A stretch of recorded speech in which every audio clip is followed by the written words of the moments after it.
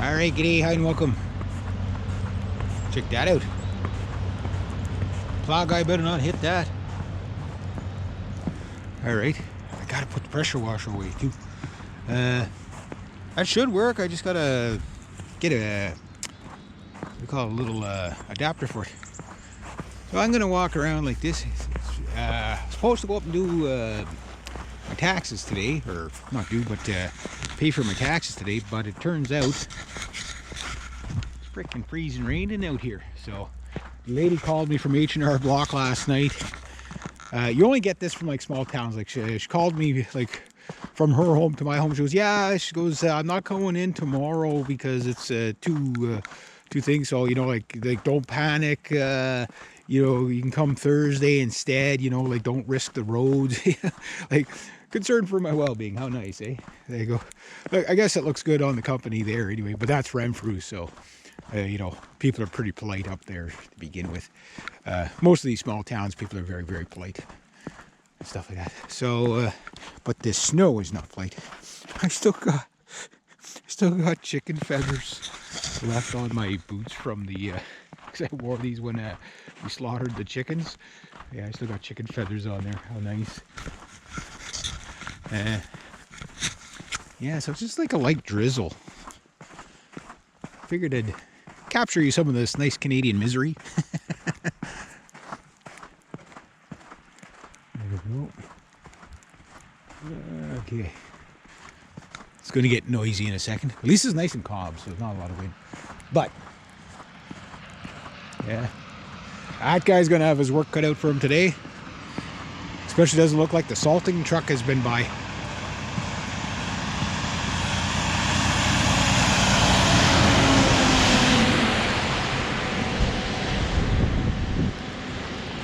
All right, I could talk again.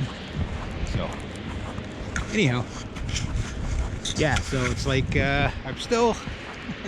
So this is like day 2 unemployed for the season. Well, I got a little job tomorrow, so hopefully I get the full 3 hours, and that'll help me out with the gas money for Thursday. And then either Thursday night or Friday, I'm gonna get together with that Johnny Cash impersonator named Brian. And I was talking to him the other night. He's been, this guy never heard a 7-string guitar before, okay? And I know my gig that I did there at the, wasn't, I mean, I played 5 hours. I can't believe I played 5 hours. I only had like 3 hours worth of music. And I just started, ad-libbing and stuff like that. But I told him, I said, when you hear the 7-string, it's going to sound different. It's going to, like I said, it's like the voice of God. You know what I mean? Like it's like a guitar, but just really authoritative. Like it's really there. Whether you're playing it clean, whether you're playing dirty. I love the sound of a baritone guitar. It just has so much bottom end to it, right? It's just so full sounding. And he hasn't heard this thing, with both humbuckers in full mode. Cranked up, like that. I think would just blow him away. And he's an older guy. I don't know how much older he is than me, but he's probably in his 60s, late 50s, early 60s, right? And anyway, he called me up the other night. He's like, Reg, he goes, I've been talking to the guy at the radio station. He goes, we can go there, we record, and then they're going to play it what we record and whatever. And he goes, I'm getting my little, that little trailer thing that he has with the PA in it. He's going to insulate that so we can go in there in the wintertime and jam a bit and stuff like that. And he turned me on to a really good Johnny Cash song. I like Johnny Cash. I've always liked Johnny Cash. But I'm a metal guy, right? Most metal people do like Johnny Cash, though. Especially lyrically. A song called What Is Truth? What a fantastic song. I'm sure I must have heard it before. But like, everybody knows that like Ghost Rider and Ring of Fire and, all the really popular stuff. The Highwaymen stuff is really good. That's a bunch of them, Chris Christopherson, Willie Nelson, and Johnny Cash. And there's one other guy in there, isn't there? Waylon Jennings? Is it Waylon Jennings? But anyway, the Highwayman stuff is really good. All that. But yeah, we're going to do this one song in a different way. We're doing a Bob Seger song, but that's been done by Johnny Cash and Chris Christopherson, his favorite guys. You know, the Neil Diamond thing there, that was about the only song I think we jammed on that day, was I Am I Said by Neil Diamond. And the both of us were singing the chorus and stuff like that. And it was having fun, but like I told him, I said, we got to get it down, you know? And I said, but when you hear the way, because he wants me to do like a cross between Leonard Cohen, Johnny Cash, Bob Seger's Turn the Page, right? But with that kind of Metallica kind of flip to it, but still with the 7-string, but with, you know, like dialed back, you know, like to more like use it like an acoustic guitar. So I said, yeah, I'd do this. Of course I'd do this. You know, it's a lot of fun. Why wouldn't I? Why wouldn't I, right?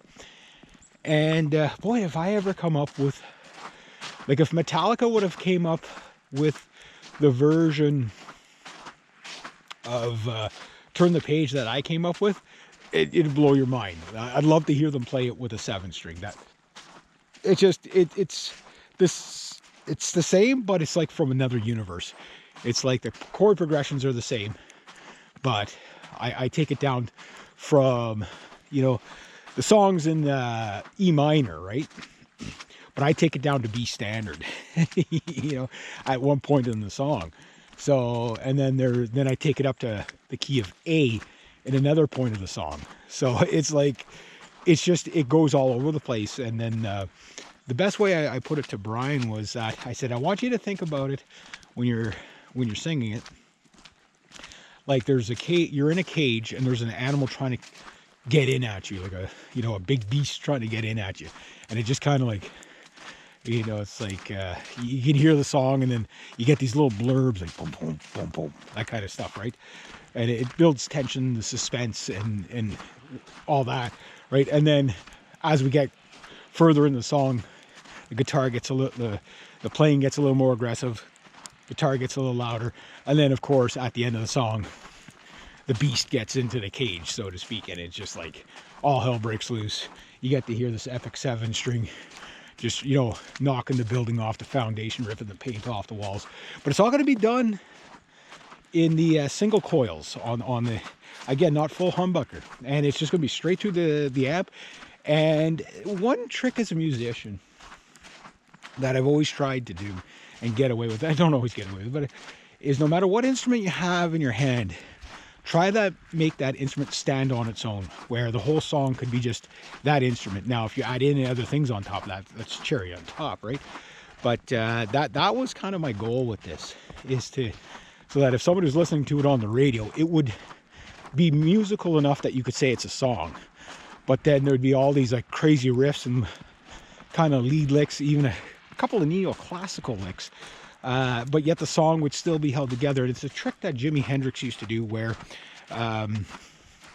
the lead guitar was a rhythm, you know, so you can make it flow so there was no holes in the song. Because remember, Jimi Hendrix didn't have a bass player. He only had the drummer and the keyboard player, which filled in as a bass player, right? And so like in the studio, they had the bass and all that. But live, he didn't have that. So he had to cover that while... what was the keyboard player's name? But anyway, the keyboard player, he was doing other things, right? So the okay, a little sidetrack here. That tree down there, he's still half lodged in the tree, but there's just the trunk of the tree there. I'm going to get him in the spring. He got away yesterday, but I'm going to finish him up in the spring with my chainsaw. Can't wait to do that. But anyway, yeah, so that's what's going on there. I'm almost to the store. I'm going to get my provisions. My provisions are going to be coming to an end very soon due to unemployment. But anyway, yeah, so there we go.